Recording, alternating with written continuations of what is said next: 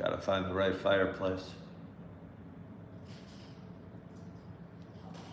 Show you which one I picked. Going with the glowing red ember one. Doesn't draw off as much light as the one I usually go to, but it's kind of nice. It's kind of blue, orange, glow. Very pretty.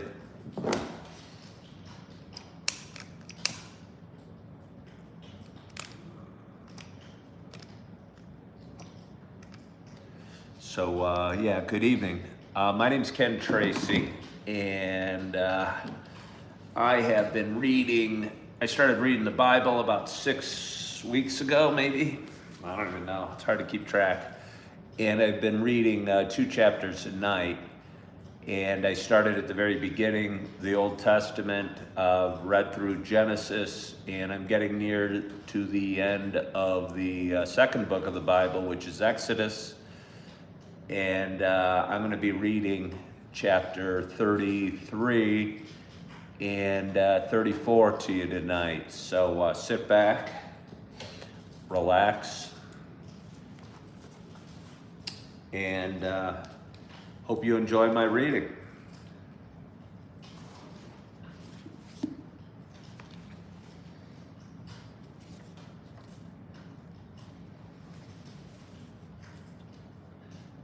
Chapter 33, the command to leave Sinai. The Lord said to Moses, "Depart, go up from here, you and the people whom you have brought up out of the land of Egypt, to the land of which I swore to Abraham, Isaac, and Jacob, saying, to your offspring I will give it. I will send an angel before you, and I will drive out the Canaanites, the Amorites, the Hittites, the Perizzites, the Hivites, and the Jebusites. Go up to a land flowing with milk and honey. But I will not go up among you, lest I consume you on the way, for you are a stiff-necked people." When the people heard this disastrous word, they mourned, and no one put on his ornaments. For the Lord had said to Moses, "Say to the people of Israel, you are a stiff-necked people.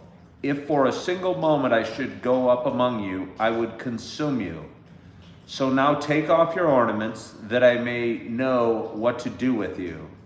Therefore the people of Israel stripped themselves of their ornaments from Mount Horeb onward.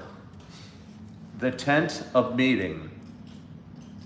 Now Moses used to take the tent and pitch it outside the camp, far off from the camp, and he called it the tent of meeting. And everyone who sought the Lord would go out to the tent of meeting, which was outside the camp. Whenever Moses went out to the tent, all the people would rise up, and each would stand at his tent door and watch Moses until he had gone into the tent. When Moses entered the tent, the pillar of cloud would descend and stand at the entrance of the tent, and the Lord would speak with Moses. And when all the people saw the pillar of cloud standing at the entrance of the tent, all the people would rise up and worship, each at his tent door. Thus the Lord used to speak to Moses face to face, as a man speaks to his friend. When Moses turned again into the camp, his assistant Joshua, the son of Nun, a young man, would not depart from the tent. Moses' intercession. Moses said to the Lord, "See, you say to me, bring up this people, but if you have not let me know whom you will send with me. Yet you have said, I know you by name, and you have also found favor in my sight. Now therefore, if I have found favor in your sight, please show me now your ways, that I may know you in order to find favor in your sight. Consider too that this nation is your people." And he said, "My presence will go with you, and I will give you rest." And he said to him, "If your presence will not go with me, do not bring us up from here. For how shall it be known that I have found favor in your sight, I and your people?" Is it not in your going with us so that we are distinct, I and your people, from every other people on the face of the earth? And the Lord said to Moses, this very thing that you have spoken I will do. For you have found favor in my sight, and I know you by name. Moses said, please show me your glory. And he said, I will make all my goodness pass before you, and will proclaim before you my name, the Lord. And I will be gracious to whom I will be gracious, and will show mercy on whom I will show mercy. But, he said, you cannot see my face, for man shall not see me and live. And the Lord said, behold, this is a place by me, where you shall stand on the rock. And while my glory passes by, I will put you in a cleft of the rock, and I will cover you with my hand until I have passed by. Then I will take away my hand, and you shall see my back, but my face shall not be seen. Chapter 34, Moses makes new tablets. The Lord said to Moses, cut for yourself 2 tablets of stone like the first, and I will write on the tablets the words that were on the first tablets which you broke. Be ready by the morning, and come up in the morning to Mount Sinai, and present yourself there to me on the top of the mountain. No one shall come up with you, and let no one be seen throughout all the mountain. Let no flocks or herds graze opposite that mountain. So Moses cut 2 tablets of stone like the first, and he rose early in the morning and went up on the Mount Sinai, as the Lord had commanded him, and took in his hand 2 tablets of stone. The Lord descended in the cloud and stood with him there, and proclaimed the name of the Lord. The Lord passed before him and proclaimed, the Lord, a God merciful and gracious, slow to anger and abounding in steadfast love and faithfulness, keeping steadfast love for thousands, forgiving iniquity and transgression and sin, but who will by no means clear the guilty, visiting the iniquity of the fathers on the children and the children's children, to the 3rd and the 4th generation. And Moses quickly bowed his head toward the earth and worshipped. And he said, if now I have found favor in your sight, O Lord, please let the Lord go in the midst of us. For it is a stiff-necked people, and pardon our iniquity from our sin, and take us for your inheritance. The covenant renewed. And he said, behold, I am making a covenant. Before all your people I will do marvels, such as have not been created in all the earth or in any nation. And all the people among whom you are shall see the work of the Lord, for it is an awesome thing that I will do with you. Observe what I command you this day. Behold, I will drive out before you the Amorites, the Canaanites, the Hittites, the Perizzites, the Hivites, and the Jebusites. Take care, lest you make a covenant with the inhabitants of the land to which you go, lest it become a snare in your midst. You shall tear down their altars and break their pillars and cut down their Asherim, lest you make a covenant with the inhabitants of the land, and when they whore after their gods and sacrifice to their gods, and you are invited, you eat of his sacrifice, and you take of their daughters for your sons, and the daughters whore after their gods, and make your sons whore after their gods. You shall not make for yourself any gods of cast metal. You shall keep the feast of unleavened bread. 7 days you shall eat unleavened bread, as I commanded you, at the time appointed in the month of Abib. For in the month of Abib you came out from Egypt. All that open the womb are mine, all your male livestock, the firstborn of cow and sheep, the firstborn of a donkey you shall redeem with a lamb, or if you will not redeem it, you shall break its neck. All the firstborn of your sons you shall redeem, and none shall appear before me empty-handed. 6 days you shall work, but on the 7th day you shall rest.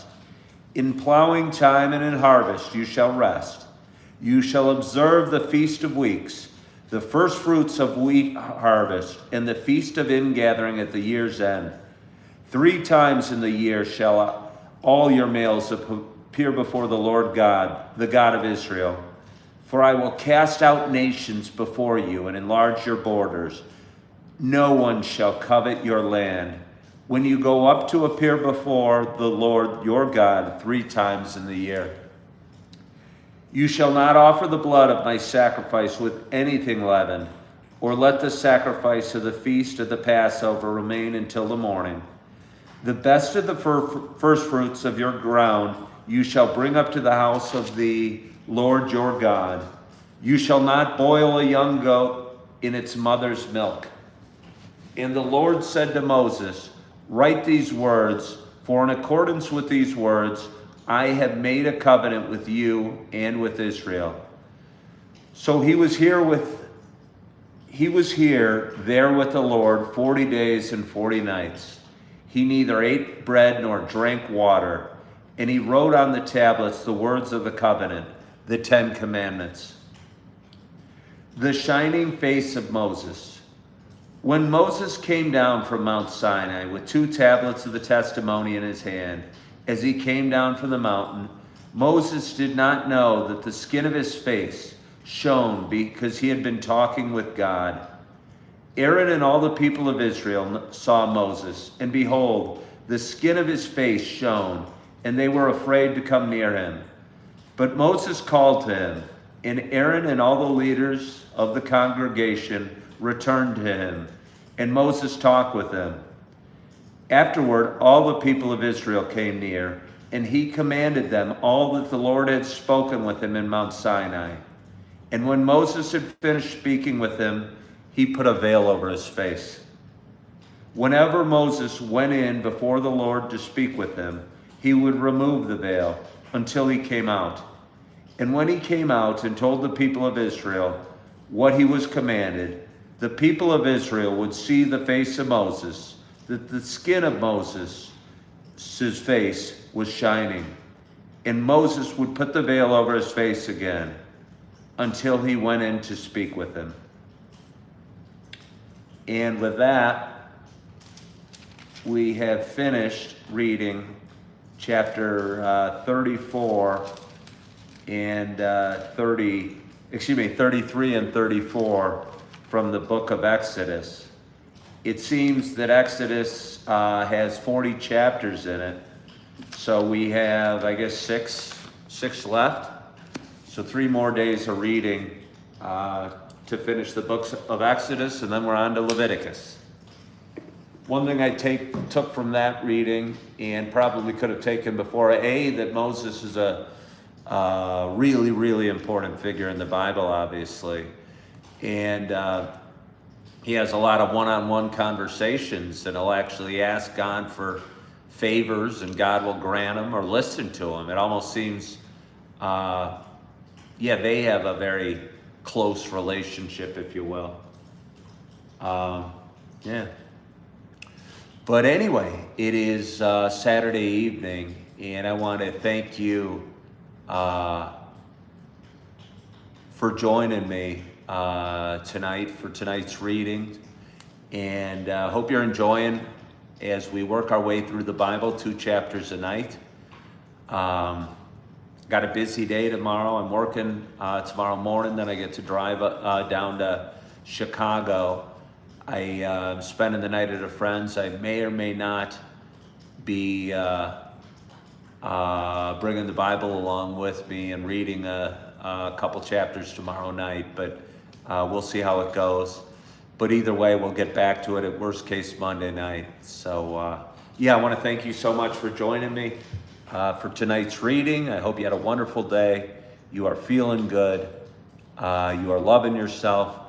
You are forgiving yourself. And as always, I hope to talk to you soon. Bye-bye.